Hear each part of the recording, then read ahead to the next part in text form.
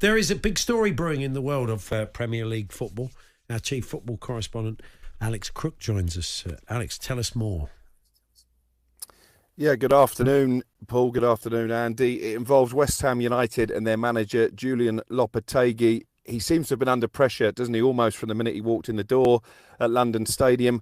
I reported last week that he faced a pivotal couple of games away from home at Manchester City in the Premier League at the weekend. We all know they were well beaten there. In terms of scoreline, if not performance, and then Aston Villa at home in the FA Cup on Friday night, my understanding at that point was that he really needed a positive result against Villa in order to keep his job. It looks like he may not get that opportunity because I've been told in the last 15 minutes or so that West Ham have decided that a change of direction is needed and therefore that Lopetegui is set to be sacked. I'm also told from a very reliable source that Graham Potter, former Chelsea manager, almost 2 years out of the dugout, is back in talks about replacing Lopetegui. You'll remember a few weeks ago I reported that he was willing to take the job and willing to take the job also until the end of the season. So if he does come in, it'll be interesting to see on what kind of contract. But it looks like a pretty unhappy marriage is over for Julian Lopetegui. He was the man tasked with replacing David Moyes. They spent a lot of money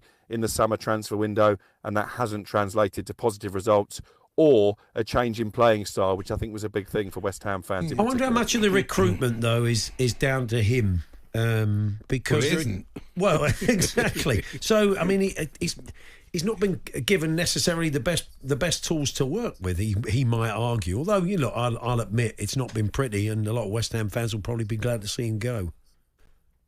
Yeah, I had a message actually from a West Ham fan literally 5 minutes ago saying, what's happening with Lopetegui? And I said, I've heard that he's on his way out. And hallelujah was the response that I got. Yeah, I've got to say, I've been to London Stadium a couple of times this season. The atmosphere has been even more soulless than usual. I don't think it's a great arena to go and watch football anyway, but particularly not when the team are not only losing games, but also not playing a particularly attractive brand of football. I think David Sullivan, having settled on Lopetegui, when they did have an opportunity, you'll remember, to get Ruben Amorim as David Moyes' replacement, he wanted to give him as long as possible to turn things around, but it just hasn't looked likely to happen. I would say we still await official confirmation from West Ham on this news. They're remaining tight-lipped. It isn't unlike David Sullivan to have a change of heart, but at the moment my information is that Julian Lopetegui will no longer be the West Ham manager. In terms of recruitment, I think it's pretty clear that Nicholas Füllkrug was signed by Tim Steidten, the sporting director. That's been a really disappointing transfer, actually. I know he scored at the weekend, but obviously he spent most of the season injured. Aaron Wan-Bissaka has come in and done okay to a point. I'm not sure Max Kilman has justified his price tag at the moment. They pay big money to get him from Wolves. And then there's been one or two foreign acquisitions that haven't worked out either. The most baffling thing for me, I think, is that they spent big money on Crescencio Somerville, and Lopetegui has been reluctant to use him. I think he's pretty much West Ham's best player, but he just hasn't played enough minutes. And obviously they've been a bit unlucky with Jarrod Bowen's injury and Mikel Antonio's car crash as well, which has ruled him out for the rest of the season. So, yeah, I think really it's been a vicious circle that has all gone against Lopetegui. As I say, my information is they've decided to make this change before the Aston Villa game, but we'll await official confirmation. Yeah. Big job for Graham Potter because, he was a flop at Chelsea, let's be honest, but the circumstances were really against him. At Brighton, he had McAllister and Caicedo in midfield. That's a lot better quality than West Ham have got. So it'll be interesting to see how he's a good coach. You have to remember what he did before. Chelsea, and as you said, he did have very good players at Brighton, but he did a great job at Ostersund's as well. I mean, if you're a West Ham, it's going to be interesting to see the length of the contract, I think, as well, because will they just see and sort of suck it and see at the end of the season? Will he be happy with that as he looks to get back in because he knows potentially this could be a great job for him, or will they go and give him 2.5 years, Crookie?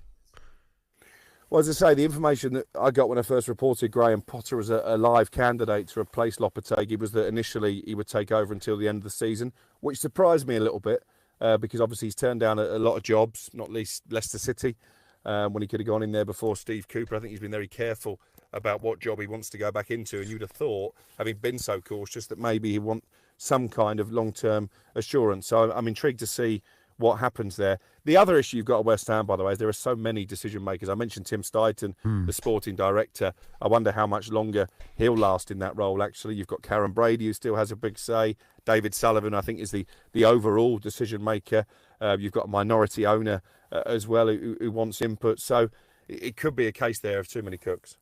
Good stuff. Thanks, Alex. Thanks very much. We're going to keep an eye on that one for you. That's Alex Crook, our chief football correspondent. But his understanding is that Julian Lopetegui has lost his job at West Ham, and Graham Potter will be coming in. It's not a bad job to take because they're not going to be in trouble. They've got much better players than some of the teams down there. No, I'm sure we'll get them organised. But say Bowen, especially in the short term, is a real loss. There's a few stories suggesting that they want to try and bring Evan Ferguson in from Brighton, which is possible. So we'll see how that one pans out. And, I think interesting to hear from you, West Ham fans. You're going to be pointing the fingers upstairs as much as you are to the dugout. I know the football wasn't great, and it certainly wasn't successful. So let us know what you think. 03717 223344, talksport.com/H&J.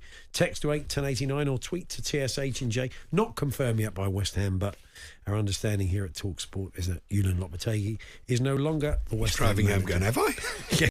What?